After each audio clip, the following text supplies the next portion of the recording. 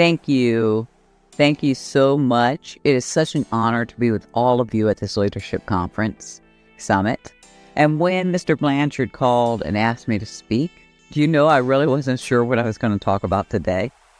When he first called, I'm like, who are you? And where did you get my number? And he said, I was told that you might be able to help me. And I said, yeah, I could, but I've never spoke at a leadership summit before. I honestly wouldn't know what to say. And imagine me, I talk all the time and not knowing what to say. And he says to me, well, I've seen what you do, and all I want you to do is come and do what you do. Come inspire it. And I said, well, I'm not sure, but I'll let you know. And he said, well, no rush at all. But I do need to know by the end of the day. And so I'm like, okay. And I went back to work. And my regular work or my day job or whatever you want to call it, I love what I do. I work for a company called Mojo Global. And we're like rocket fuel for businesses. And we help business owners, whether they are entrepreneurs or Fortune 500 company owners. We help them to connect to their audience and promote their brand. And why I'm telling you this is because today I want to talk to you about authentic leadership. And it didn't occur to me that this is what my topic was going to be until Friday. My team, the DFY team, or Done For You, in our capacity, we help clients do everything.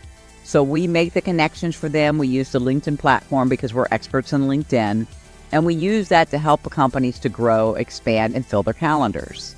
And my team, we basically do everything from beginning to end, except for sell the person that we put on the calendar. So part of my team finds the leads, and another part of my team, they cultivate the conversations, and then another part of the team, they go in and book the appointments, and then the client takes over. And for 3 months now, my team has hit 100%.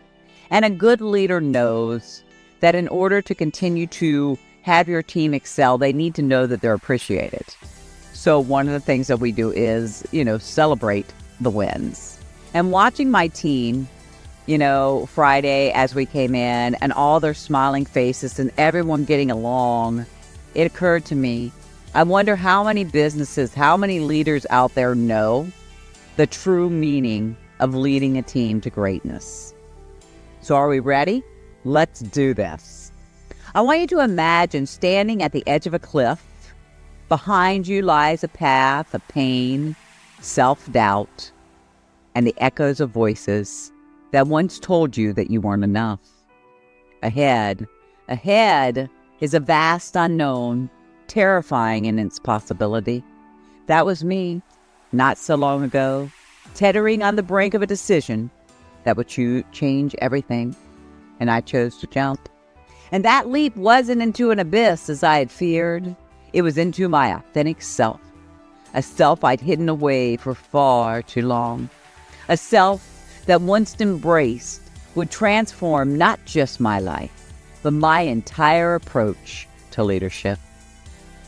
Ladies and gentlemen, today we're going to explore a kind of courage that doesn't often make the headlines.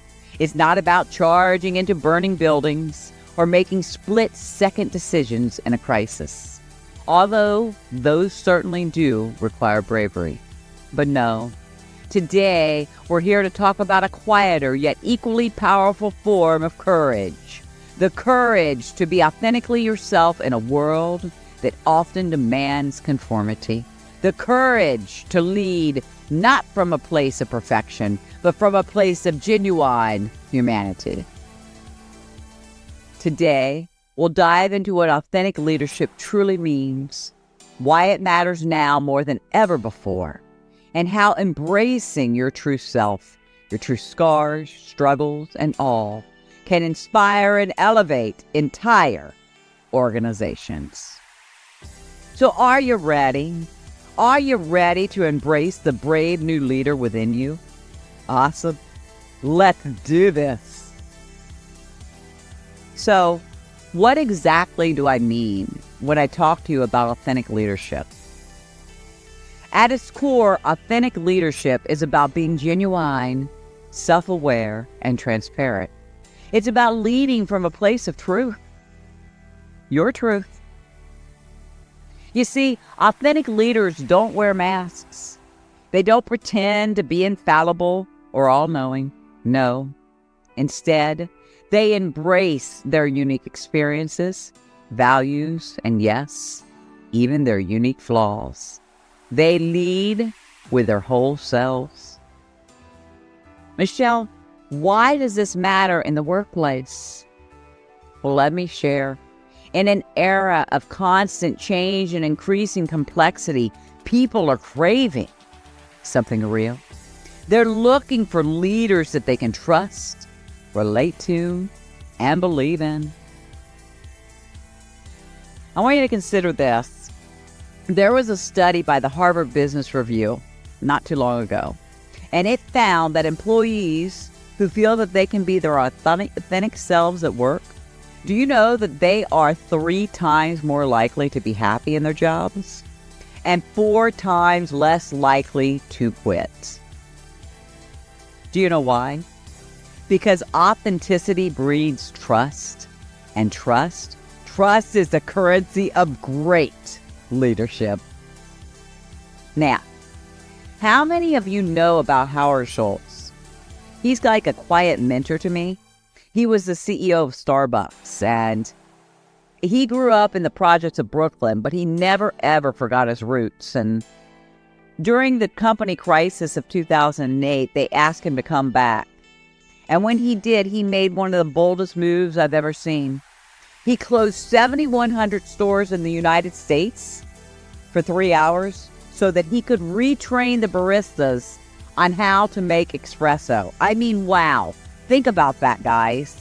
The decision that he made, it cost Starbucks over $6 million in lost revenue. But I had to admire his answer when they asked him. He said, well, we had to admit to ourselves that we had a problem, and we had to galvanize the entire organization around fixing it. You see, this bold authenticity was not just actions. Ladies and gentlemen, he extended it to his entire leadership style. He connected with all employees at all levels, sharing his own vision and his own struggles. He made it real. And he even implemented a comprehensive healthcare plan for part-time employees. And you know why? Because he knew what it was like. Because his own dad didn't have it when he was working. And Schultz, his authentic approach didn't just make him popular. It transformed Starbucks. The employee satisfaction increased, customer loyalty, it strengthened, and the company stock prices, they rose over 1,000% during his tenure. Now, don't get me wrong, folks. Authentic leadership isn't just about the grand gestures. It is also the small moments, too. It's admitting when you don't have all the answers. It's sharing your own struggles and how you overcame them. It's showing genuine interest in your team, each member as a whole person, not just your employees. Now, I'm looking out here and I can hear some of you thinking, Michelle, won't being authentic make me appear weak? Michelle, shouldn't leaders always project strength and certainty? And here's the truth, folks. In today's world, pretending to be perfect doesn't make you appear strong. It makes you appear out of touch. Did you hear me? Out of touch. Because real strength lies in having the courage to be vulnerable and human. You see, authentic leaders or authentic leadership isn't about being perfect. It's about being real. And in that realness, you are actually giving others permission to do the same. I'm going to share a little bit about my own path to authentic leadership. It's a far journey from the boardroom.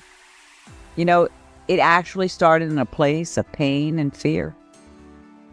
You see, for years I lived in the shadow of abuse. And the details of that aren't important right now. But the impact that it had on my life was profound. I learned to hide my true self, to present a facade of strength while feeling utterly powerless inside.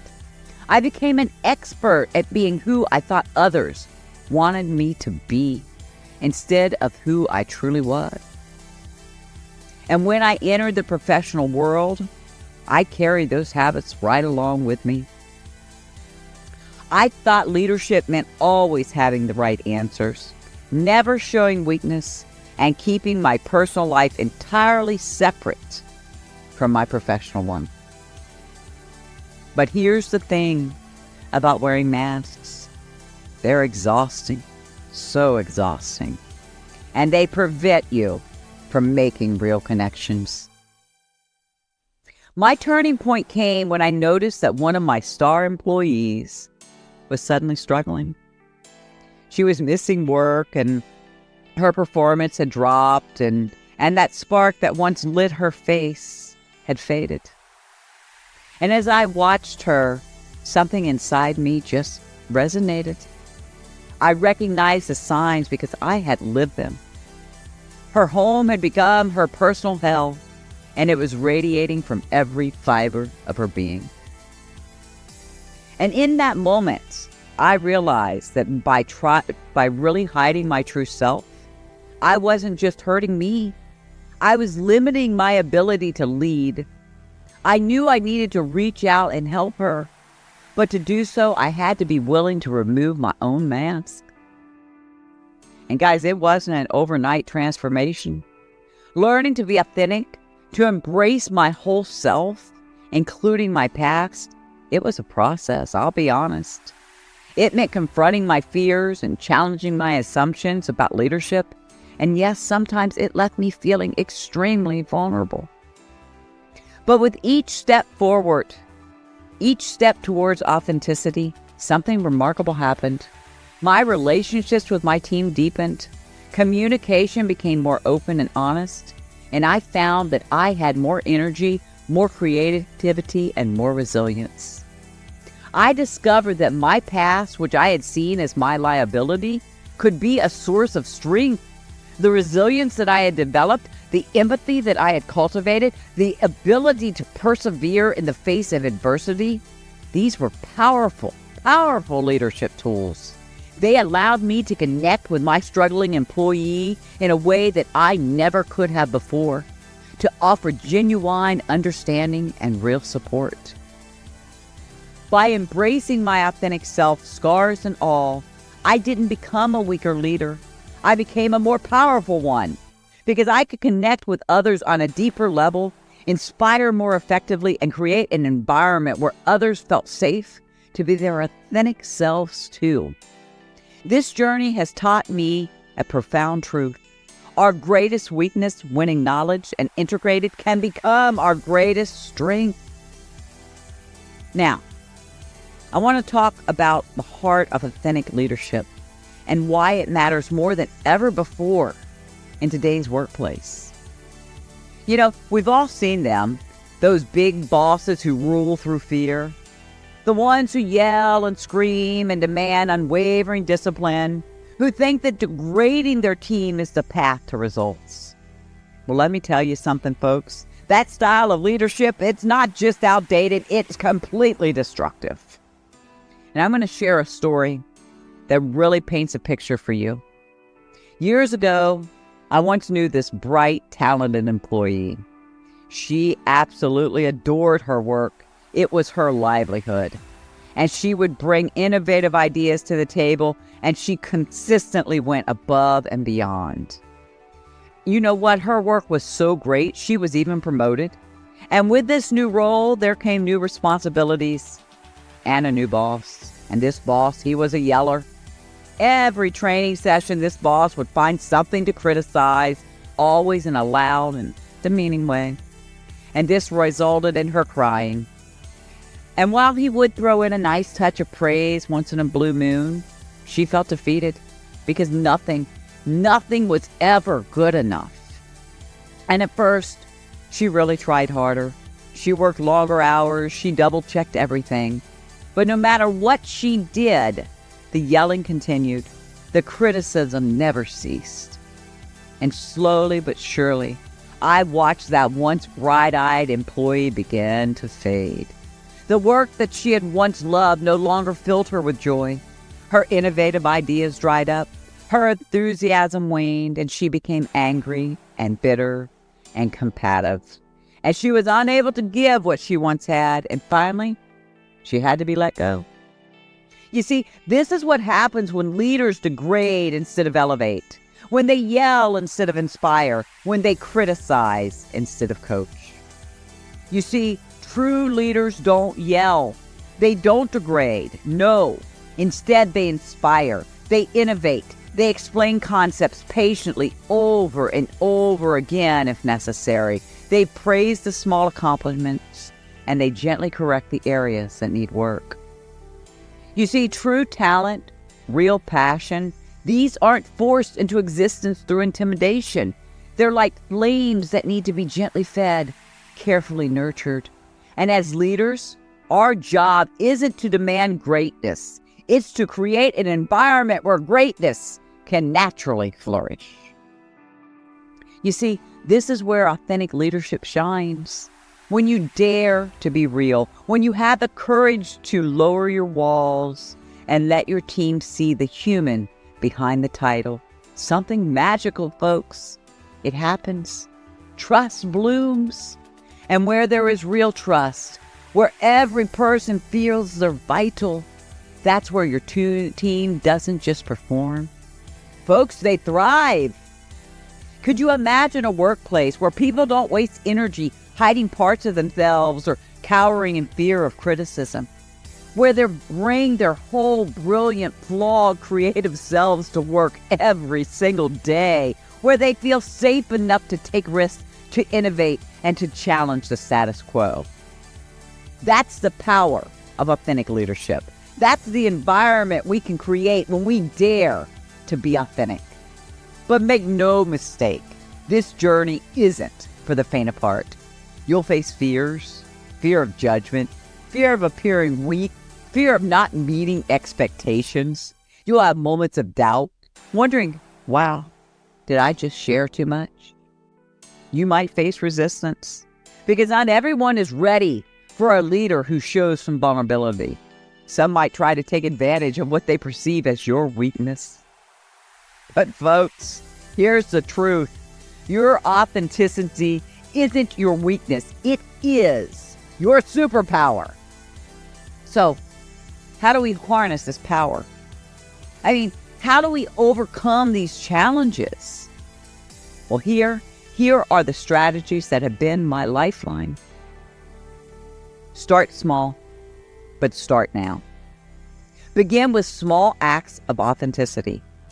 Each one builds your courage for the next. Number 2, set clear boundaries. Because remember, authenticity doesn't mean oversharing. You decide what you're comfortable with revealing, and you stick to that. Number 3, know your why and connect with it. When it gets tough, remember why you're doing this. Your purpose fuels your courage. Number 4, people practice the golden rule. That's right, folks. Treat people the way you want to be treated. Show them the same respect that you want shown to yourself. I don't care if they're mopping your floors or they're your team leader. They are a person worthy of your respect. 5, practice relentless self-compassion. This journey isn't about perfection. It's about progress. Be kind to yourself along the way. Number 6, lead by unwavering example. Your authenticity gives others permission to be real too. Watch how it ripples through your entire organization. Remember that every time you choose authenticity over armor, vulnerability over veneer, appreciation over criticism, you're not just changing yourself, you're changing your entire team dynamic. You're creating a space where trust flourishes, where every team member knows that they're vital, where creativity and innovation thrive. And yes, it's challenging. Yes, it's scary, but it's also the most rewarding way to lead. Because at the end of the day, we're not just building businesses or products. We're nurturing people. And people, like flames, grow brightest when they're gently encouraged, not forcibly demanded. Now, let's focus on one of the most potent tools in our arsenal: strategic vulnerability. You see, the word vulnerability often makes people feel uncomfortable, especially in the professional setting. We've been conditioned to believe that vulnerability equals weakness. But I'm here to tell you that when used strategically, vulnerability is anything but weak. Ladies and gentlemen, it's a superpower. Strategic vulnerability is about sharing the right things at the right time for the right reasons. It's not about bearing your soul indiscriminately. It's about thoughtfully revealing aspects of yourself or your experiences that can inspire, motivate, or create meaningful connections with your team. Now, let me give you an example. Do you remember the employee I mentioned earlier? The one whose performance had suddenly dropped and whose spark had faded away? When I recognized the signs of abuse, I had several choices to make. I could have ignored it. I could have told myself it wasn't my problem. I could have said, let her figure it out on her own. Or I could have simply disciplined her for poor performance. Or I could have terminated her employment. But let me ask you, what would have any of that accomplished? All it would have done is compounded her suffering and lost our company a valuable team employee. More importantly, it would have sent a clear message to every other employee. Your personal struggles don't matter here. You perform or get the hell out. You see, instead, I chose to reach out. I chose to share my own story. I chose vulnerability. That moment of vulnerability changed everything, not just for her, but for my entire team. It opened up a channel of trust and understanding that they had never had before. It gave her hope, yes, but it also showed the entire team that it is okay to be human, to face challenges, and to ask for help. You see, this is the power of strategic vulnerability. It humanizes you as a leader. It builds deep, authentic connections. It creates an environment where people feel safe to innovate, to take risks, and to bring their whole selves to work. So, how do we practice strategic vulnerability effectively? First, you start with self-awareness. You have to understand your own story, your own strengths, and your own struggles, because you can't share authentically if you're not clear about who you are. Number 2, you have to choose your moments. You are looking for opportunities where sharing a personal experience can be genuinely helpful or inspiring for your team. And 3, be specific and relevant. You only share experiences that relate directly to the challenge or goals that your team is facing at that moment. And number 4, you want to focus on the lessons learned. When sharing your struggles, you always want to highlight the growth and the insights that you learn from them. And 5, you want to invite, don't impose. You share your story as an offering, not as a demand. You allow others the space to connect with it in their own way. And number 6, you follow up with action. Vulnerability is powerful, but it must be backed up by concrete support and actions. When you lead with strategic vulnerability, you're not just managing a team, you're nurturing a community. You're creating a space where people feel seen, heard, and valued, where they're inspired to bring their best selves to work every single day. Remember, your struggles, your challenges, your journey, these aren't liabilities, folks. These are your assets. They're the very things that make you uniquely qualified to lead, to inspire, and to make a real difference in the lives of those you lead. So I challenge you, dare to be vulnerable. Dare to be authentically you, because when you do, you give others the permission to do the same. And that's when the magic happens. That's when we create workplaces where everyone can shine. Now, as we come to the end of our time together, I want to leave you with a final thought about what it truly means to be a leader. You see, leadership isn't about metrics. It's not about having the highest performing team or winning awards. It's not even about making money, though these things may come as a result of great leadership. No, being a leader is so much more. It's an honor. It's a privilege. And folks, it's a profound responsibility. Your team is watching you every day, in every action, in every decision. They're looking for you, not just for direction, but for inspiration. They're looking to see if you walk the talk. Don't tell them what to do and then not do it yourself. Don't preach about coming to work every day and then take off whenever you feel like it. True leadership is about leading by example, about getting your hands dirty. You know, I remember a time when I was hospitalized not too long ago in my new job, and did I take time off? No. I worked from my hospital bed, not because I'm a workaholic, but because I knew my team was counting on me, because I knew that true leaders inspire not through their words, but through their actions. You see, as leaders, we take responsibility for every member of our team, the good and the bad. We praise them publicly and we coach them privately. We work alongside them, not above them. We become more than just a workplace. We become a family bound by trust, respect, and shared purpose.